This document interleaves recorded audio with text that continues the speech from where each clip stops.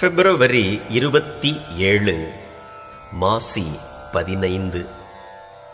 தூய்மை.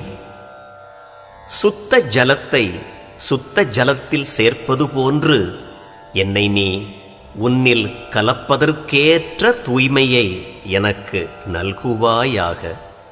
மனம் தூயதாகும் அளவு அது தெளிவடைகிறது.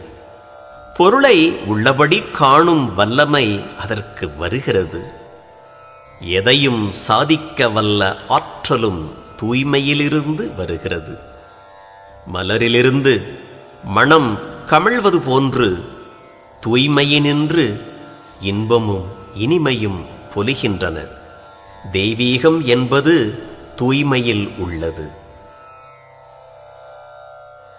தூய அறிவான சுகரூப சோதி தன்பால் தீயில் இரும்பன்ன திகழுநாள் என்னாளோ. தாயுமானவர்.